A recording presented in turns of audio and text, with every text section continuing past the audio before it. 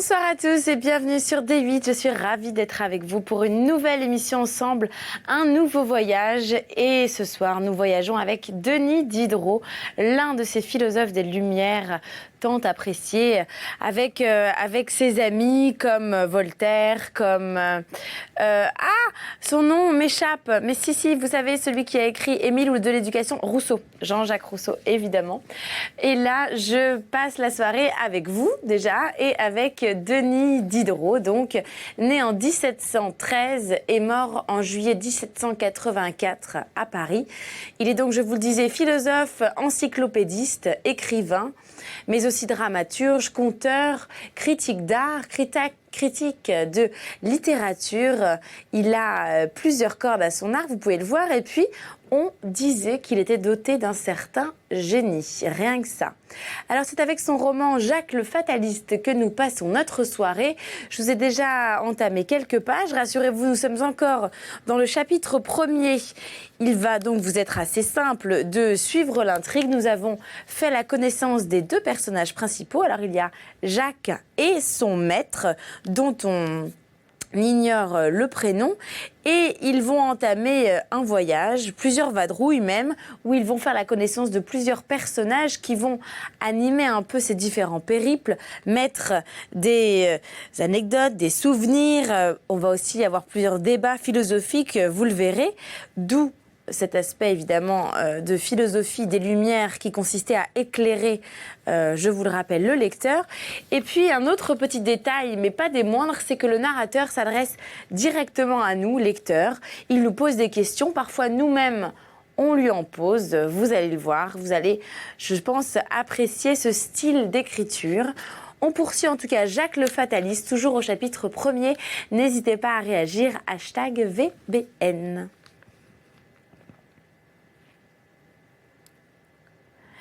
Ils sont entrés dans la ville, car c'est dans une ville que Jacques et son maître avaient séjourné la veille.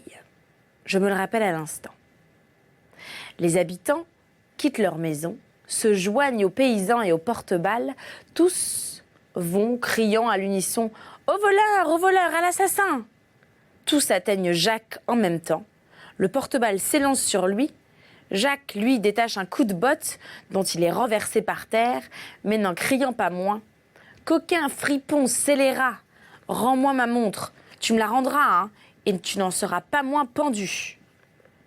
Jacques, gardant son sang-froid, s'adressait à la foule qui grossissait à chaque instant et disait « Il y a un magistrat de police ici, qu'on me mène chez lui. Là, je ferai voir que je ne suis point un coquin et que cet homme en pourrait bien être un. Je lui ai pris une montre, il est vrai, mais cette montre est celle de mon maître. Je ne suis point inconnu dans cette ville. Avant-hier au soir, nous y arrivâmes, mon maître et moi, et nous avons séjourné chez monsieur le lieutenant général, son ancien ami. Si je ne vous ai pas dit ça plus tôt, c'est que Jacques et son maître avaient passé par Conches et qu'ils avaient logé chez le lieutenant général de ce lieu. Eh bien, c'est que cela ne m'est pas venu plus tôt. Qu'on me conduise chez monsieur le lieutenant Jacques. Et en même temps, il mit pied à terre. On le voyait au centre du cortège, lui, son cheval et le porte-balle. Ils marchent, ils arrivent à la porte du lieutenant général. Jacques, son cheval et le porte-balle entrent. Jacques et le porte-balle se tenant l'un l'autre à la boutonnière, la foule reste dehors. Cependant, que faisait le maître de Jacques? Il s'était assoupi au bord du grand chemin. La bride de son cheval passait dans son bras et l'animal passait l'herbe autour du dormeur, autant que la longueur de la bride le lui permettait. Aussitôt que le lieutenant général aperçut Jacques, il s'écria « Hé, c'est toi, mon pauvre Jacques? Qu'est-ce qui te ramène ici, seul ?»« La montre de mon maître. Il l'avait laissée pendue au coin de la cheminée. Et je l'ai retrouvée dans la balle de cet homme. Notre bourse, que j'ai oubliée sous mon chevet, et qui se retrouvera si vous l'ordonnez. Et que cela soit écrit là-haut, ajouta le magistrat. À l'instant, il fit appeler ses gens. À l'instant, le porte-balle, montrant un grand drôle de mauvaise mine, et, nouvellement installé dans la maison, dit « Voilà celui qui m'a vendu la montre. » Le magistrat, prenant un air sévère, dit au porte-balle et à son valet « Vous mériterez tous deux les galères, toi pour avoir vendu la montre et toi pour l'avoir achetée. » À son valet « Rends à cet homme son argent et mets bas ton tapis sur le champ. » Au porte-balle « Dépêche-toi de vider le pays si tu ne veux pas y rester accroché pour toujours. Vous faites tous deux un métier qui porte malheur. Jacques, à présent il s'agit de ta bourse. Celle qu'il se l'était appropriée, comparut sans se faire appeler. C'était une grande fille faite autour. « C'est moi, monsieur, qui ai la bourse, dit-elle à son maître. Mais je ne l'ai point volée, c'est lui qui me l'a donnée. »« Je vous ai donné ma bourse. »« Oui. »« Cela se peut, mais que le diable m'emporte si je m'en souviens. » Le magistrat dit à Jacques « Allons, Jacques, n'éclaircissons pas cela davantage. »« Monsieur, elle est jolie et complaisante à ce que je vois. »« Monsieur, je vous jure, combien y avait-il dans la bourse ? » ?»« Environ 917 livres. »« Ah, j'avote 917 livres pour une nuit, mais c'est beaucoup trop. Pour vous et pour lui, donnez-moi la bourse. » La grande fille donna la bourse à son maître, qui en tira un écu de 6 francs. « Tenez, lui dit-il, en lui jetant l'écu, voilà le prix de vos services. Vous valez mieux, mais pour un autre que Jacques, je vous en souhaite 2 fois autant tous les jours, mais hors de chez moi, entendez-vous ? Et toi, Jacques, dépêche-toi de remonter sur ton cheval et de retourner à ton maître. » Jacques salua le magistrat et s'éloigna sans répondre. Mais il disait en lui-même « L'effrontée, la coquine. Il était donc écrit là-haut qu'un autre coucherait avec elle et que Jacques paierait. Allons, Jacques, console-toi. N'es-tu pas trop malheureux d'avoir rattrapé ta bourse et la montre de ton maître et qu'il t'en ait si peu coûté ?» Jacques remonte sur son cheval et fend la presse qui s'était faite à l'entrée de la maison du magistrat. Mais comme il souffrait avec peine que tant de gens le prissent pour un fripon, il affecta de tirer la montre de sa poche et de regarder l'heure qu'il était. Puis, il piqua des 2 son cheval qui n'y était pas fait et qui n'en partit qu'avec plus de célérité. Son usage était de le laisser aller à sa fantaisie, car il trouvait autant d'inconvénients à l'enterrer quand il galopait qu'à le presser quand il marchait lentement. Nous croyons conduire le destin, mais c'est toujours lui qui nous mène. Et le destin pour Jacques était tout ce qui le touchait ou l'approchait. Son cheval, son maître, un moine, un chien, une femme, un mulet, une corneille. Son cheval le conduisait donc à toutes jambes vers son maître qui s'était assoupi sur le bord du chemin. La bride de son cheval passait dans son bras comme je vous l'ai dit. Alors, le cheval tenait à la bride, mais lorsque Jacques arriva, la bride était restée à sa place et le cheval n'y tenait plus. Un fripon s'était apparemment approché du dormeur, avait doucement coupé la bride et emmené l'animal. Au bruit du cheval de Jacques, son maître se réveilla et son premier mot fut « Arrive, arrive, Maroufle ! Je te vais !»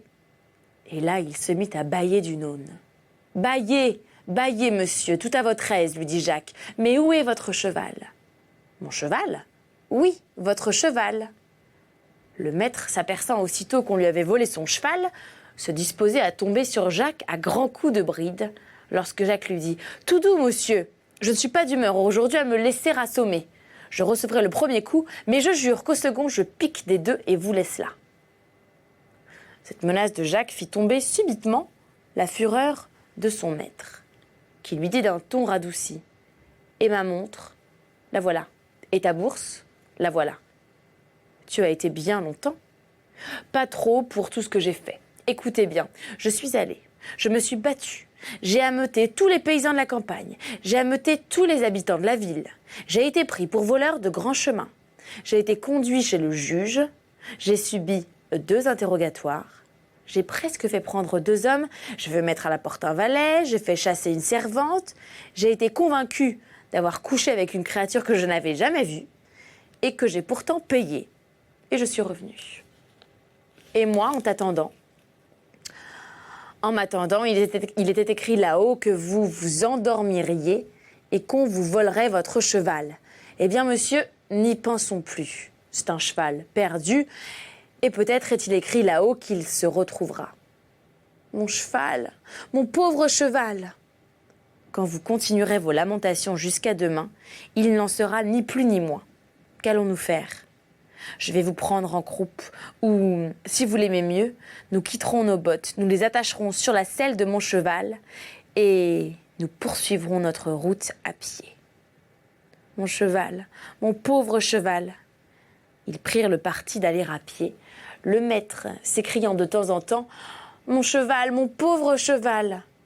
Et Jacques, paraphrasant l'abrégé de ses aventures, lorsqu'il en fut à l'accusation de la fille, son maître lui dit « Vrai, Jacques, tu n'avais pas couché avec cette fille. »« Non, monsieur. »« Et tu l'as payée. »« Assurément. »« Je fus une fois en ma vie plus malheureux que toi. Vous payâtes après avoir couché. Tu l'as dit. Est-ce que vous ne me raconterez pas cela ? Avant que d'entrer dans l'histoire de mes amours, il faut être sorti de l'histoire des tiennes. Eh bien, Jacques, et tes amours, que je prendrai pour les premières et les seules de ta vie. Nonobstant l'aventure de la servante du lieutenant général de Conches, car quand tu aurais couché avec elle, tu n'en aurais pas été l'amoureux pour cela. Tous les jours, on couche avec des femmes qu'on n'aime pas. Et l'on couche pas avec des femmes qu'on aime, mais... Eh bien, mais, qu'est-ce ? Mon cheval, Jacques, mon ami, ne te fâche pas, mais mets-toi à la place de mon cheval. Suppose que je t'ai perdu. Et dis-moi, si tu ne m'en estimerais pas davantage, si tu m'entendais m'écrier « Mon Jacques, mon pauvre Jacques !» Jacques sourit et dit « J'en étais, je crois, au discours de mon hôte avec sa femme pendant la nuit qui suivit mon premier pansement. Je reposais un peu. Mon hôte et sa femme se levèrent plus tard que de coutume. Je le crois. À mon réveil, j'entr'ouvris doucement mes rideaux. Et je vis mon hôte, sa femme, et le chirurgien en conférence secrète vers la porte. Après ce que j'avais entendu pendant la nuit, il ne me fut pas difficile de deviner ce qui se traitait là. Je toussais. Le chirurgien dit au mari « Il est éveillé, compère, descendez à la cave. Nous boirons un coup. Cela rend la main sûre. Je lèverai ensuite mon appareil, puis nous aviserons au reste. » La bouteille arrivée et vidée, car, en termes de l'art, boire un coup, c'est vider au moins une bouteille. Le chirurgien s'approcha de mon lit et me dit « Comment la nuit a-t-elle été ? Pas mal. Votre bras ? Bon, le pouls n'est pas mauvais. Il n'y a presque plus de fièvre. Il faut voir à ce genou. Allons, commère, dit-il à l'hôtesse qui était debout au pied de mon lit, derrière le rideau. Aidez-nous. L'hôtesse appela un de ses enfants. Ce n'est pas un enfant qu'il nous faut ici, c'est vous. Un faux mouvement nous apprêterait de la besogne pour 1 mois. Approchez. L'hôtesse approcha, les yeux baissés. Prenez cette jambe, la bonne, je me charge de l'autre. Doucement, doucement. À moi, encore un peu à moi. L'ami, un petit tour de corps à droite. À droite, vous dis-je, et nous y voilà. Je tenais le matelas à 2 mains. Je grinçais les dents, la sueur me coulait le long du visage. L'ami, cela n'est pas doux. Je le sens. Vous y voilà. Commère, lâchez la jambe, prenez l'oreiller, approchez la chaise et mettez l'oreiller dessus. Trop près, un peu plus loin. L'ami, donnez-moi la main, serrez-moi ferme. Commère, passez dans la ruelle et tenez-le par-dessous le bras. À merveille. Compère, ne reste-t-il rien dans la bouteille ? Non. Allez prendre la place de votre femme et qu'elle en aille chercher un autre. Bon, versez plein. Femme, laissez votre homme où il est et venez à côté de moi. L'hôtesse appela encore une fois un de ses enfants. Et mort, diable, je vous l'ai déjà dit, un enfant n'est pas ce qu'il nous faut. Mettez-vous à genoux, passez la main sous le mollet. Commère, vous tremblez comme si vous aviez fait un mauvais coup. Allons donc, du courage. La gauche sous le bas de la cuisse, là, au-dessus du bandage, fort bien. Voilà les coutures coupées, les bandes déroulées, l'appareil levé et ma blessure à découvert. Le chirurgien tâte, en dessus, en dessous, par les côtés, et à chaque fois qu'il me touche, il dit « l'ignorant, l'âne, le butor ». Et cela se mêle de chirurgie. Cette jambe, une jambe à couper, elle durera autant que l'autre, c'est moi qui vous en réponds. Je guérirai? J'en ai bien guéri d'autres. Je marcherai? Vous marcherez. Sans boiter. C'est autre chose, diable. L'ami comme vous y allez. N'est-ce pas assez que je vous ai sauvé votre jambe? Au demeurant, si vous boitez, ce sera peu de choses. Aimez-vous la danse? Beaucoup. Si vous en marchez un peu moins bien, vous n'en danserez que mieux. Commère, le vin chaud. Non, l'autre d'abord. Encore un petit, et votre pansement n'en ira pas plus mal. Il boit, on apporte le vin chaud, on m'étuve, on remet l'appareil, on m'étend dans mon lit, on m'exhorte à dormir. Si je puis, on ferme les rideaux, on finit la bouteille entamée, on en remonte une autre, et la conférence reprend entre le chirurgien, l'hôte et la comtesse. Compère, cela sera si long? Très long, à vous, compère. Mais combien? Un mois? Un mois? Mettez-en deux. 2, 3, 4, qui sait? La rotule est entamée, le fémur, le tibia, à vous, commère. 4 mois, miséricorde. Pourquoi le recevoir ici? Que diable faisait-elle à sa porte? À moi, car j'ai bien travaillé. Mon ami, voilà que tu recommences. Ce n'est pas là ce que tu m'as promis cette nuit. Mais patience, tu y reviendras. Mais dis-moi, que faire de cet homme? Encore, si l'année n'était pas si mauvaise. Si tu voulais, j'irais chez le curé. Si tu aimais le pied, je te roue de coups. Pourquoi donc, compère? La mienne y va bien. C'est votre affaire. À ma filleule, comment se porte-t-elle? Fort bien. Allons, compère, à votre femme et à la mienne. Ce sont 2 bonnes femmes. La vôtre est plus avisée. Elle n'aurait pas fait la sottise. Mais compère, il y a les sœurs grises. Ah, commère, un homme chez les sœurs. Et puis il y a une petite difficulté, un peu plus grande que le doigt. Buvons aux sœurs, ce sont 2 bonnes filles. Et quelle difficulté? Votre homme ne veut pas que vous alliez chez le curé, et ma femme ne veut pas que j'aille chez les sœurs. Mais, compère, encore un coup, cela nous avisera peut-être. Avez-vous questionné cet homme? Il n'est peut-être pas sans ressources. Un soldat à père, mère, frère, sœur des parents, des amis, quelqu'un sous le ciel. Buvons encore un coup, éloignez-vous et laissez-moi faire. Telle fut à la lettre la conversation du chirurgien, de l'hôte et de l'hôtesse. Mais quelle autre couleur n'aurais-je pas été le maître de lui donner en introduisant un scélérat parmi ces bonnes gens? Jacques se serait vu, ou vous auriez vu Jacques au moment d'être arraché de son lit, jeté sur un grand chemin ou dans une fondrière. Pourquoi pas tuer? Tuer, non. J'aurais bien su appeler quelqu'un à son secours. Ce quelqu'un-là aurait été un soldat de sa compagnie, mais cela aurait pué le Cleveland à infecter. La vérité, me direz-vous, est souvent froide, commune et plate. Par exemple, votre dernier récit du pansement de Jacques est vrai. Mais qu'y a-t-il d'intéressant? Rien. D'accord. S'il faut être vrai, c'est comme Molière. Régnard, Richardson, Sedaine. La vérité a ses côtés piquants qu'on saisit quand on a du génie. Oui, mais quand on en manque, il ne faut pas écrire. Et si par malheur on ressemblait à un certain poète que j'envoyais à Pondichéry? Qu'est-ce que ce poète voyait à Pondichéry?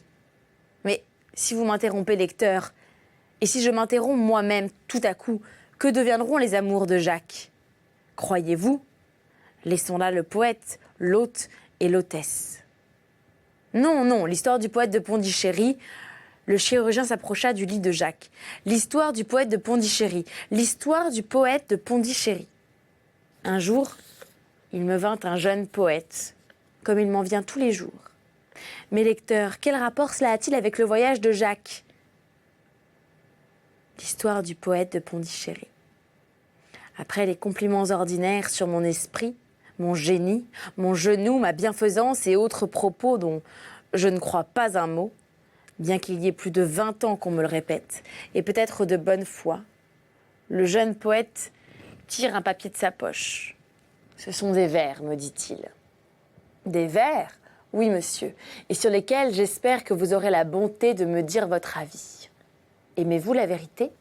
Oui, monsieur, et je vous la demande. Vous allez la savoir. » Quoi ? Vous êtes assez bête pour croire qu'un poète vient chercher la vérité chez vous ? Oui. Et pour la lui dire, assurément, sans ménagement, sans doute, le ménagement le mieux apprêté ne serait qu'une offense grossière, fidèlement interprétée. Il signifierait « vous êtes un mauvais poète » et comme je ne vous crois pas assez robuste pour entendre la vérité, vous n'êtes encore qu'un plat homme. Et la franchise vous a toujours réussi ? Presque toujours. Je lis les vers de mon jeune poète et je lui dis « Non seulement vos vers sont mauvais, mais il m'est démontré que vous n'en ferez jamais de bons. Il faudra donc que j'en fasse de mauvais, car je ne saurais m'empêcher d'en faire. Voilà une terrible malédiction. Concevez-vous, monsieur, dans quel avilissement vous allez ? Ni les dieux, ni les hommes, ni les colonnes n'ont pardonné. La médiocrité au poète, c'est Horace qui l'a dit. Je le sais. Êtes-vous riche ? Non. Êtes-vous pauvre ? Très pauvre. Et vous allez joindre à la pauvreté le ridicule de mauvais poètes. Vous aurez perdu toute votre vie. Vous serez vieux. Vieux, pauvre et mauvais poète. Ah, monsieur, quel rôle ! Je le conçois, mais je suis entraînée malgré moi. Ici, Jacques aurait dit. Mais cela est écrit là-haut. Avez-vous des parents ? J'en ai. Quel est leur état ? Ils sont joyeux. Ferait-il quelque chose pour vous ? Peut-être. Eh bien, voyez vos parents, proposez-leur de vous avancer une pacotille de bijoux. Embarquez-vous pour Pondichéry. Vous ferez de mauvais vers sur la route. Arrivez, vous ferez fortune. Votre fortune faite, vous reviendrez faire ici tant de mauvais vers qu'il vous plaira, pourvu que vous ne les fassiez pas imprimer, car il ne faut ruiner personne. Il y avait environ 12 ans que j'avais donné ce conseil au jeune homme, lorsqu'il m'apparut. Je ne le reconnaissais pas. « C'est moi, monsieur, me dit-il, que vous avez envoyé à Pondichéry. J'y étais. J'ai amassé là 100 000 francs. Je suis revenu, je me suis remis à faire des vers et en voilà que je vous apporte. Ils sont toujours mauvais ? Toujours. Mais votre sort est arrangé. Et je consens que vous continuez à faire de mauvais vers. C'est bien mon projet. » Le chirurgien s'étant approché du lit de Jacques, celui-ci ne lui laissa pas le temps de parler. « J'ai tout entendu, lui dit-il. » Puis, s'adressant à son maître, il ajouta. Il allait ajouter lorsque son maître l'arrêta. Il était las de marcher. Il s'assit sur le bord du chemin, la tête tournée vers un voyageur qui s'avançait de leur côté. À pied, la bride de son cheval qui le suivait passait dans son bras. Vous allez croire, lecteur, que ce cheval est celui qu'on a volé au maître de Jacques, et vous vous tromperez. C'est ainsi que cela arriverait dans un roman, un peu plus tôt ou un peu plus tard, de cette manière ou autrement, mais ceci n'est point un roman, je vous l'ai déjà dit, je crois, et je vous le répète encore. Le maître dit à Jacques, « Vois-tu cet homme qui vient à nous ? » Je le vois. Son cheval me paraît bon. J'ai servi dans l'infanterie et je ne m'y connais pas. Moi, j'ai commandé dans la cavalerie et je m'y connais. Après, je voudrais que tu allasses proposer à cet homme de nous le céder, en payant 100 ans. Cela est bien fou, mais j'y vais. Combien y voulez-vous mettre ? Jusqu'à 100 écus. Jacques, après avoir recommandé à son maître de ne pas s'endormir, va à la rencontre du voyageur, lui propose l'achat de son cheval, le paye et l'emmène. Eh bien, Jacques, lui dit son maître, si vous avez vos pressentiments, voyez que j'ai aussi les miens. Ce cheval est beau. Le marchand t'aura juré qu'il est sans défaut. Mais en fait de chevaux, tous les hommes sont maquignons. Et en quoi ne le sont-ils pas ? Tu le montreras et tu me céderas le tien. D'accord. Et les voilà, tous les deux à cheval, et Jacques ajoutant. Lorsque je quittai la maison, Mon père, ma mère, mon parrain m'avaient tous donné quelque chose, chacun selon ses petits moyens. Et j'avais en réserve 5 louis, dont Jean, mon aîné, m'avait fait présent, lorsqu'il partit pour son malheureux voyage de Lisbonne. Ici, Jacques se mit à pleurer, et son maître à lui représenter que cela était écrit là-haut.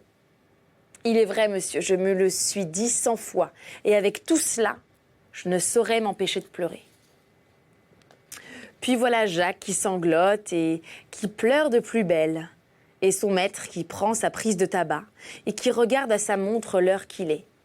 Après avoir mis la bride de son cheval entre ses dents et essuyé ses yeux avec ses 2 mains, Jacques continua.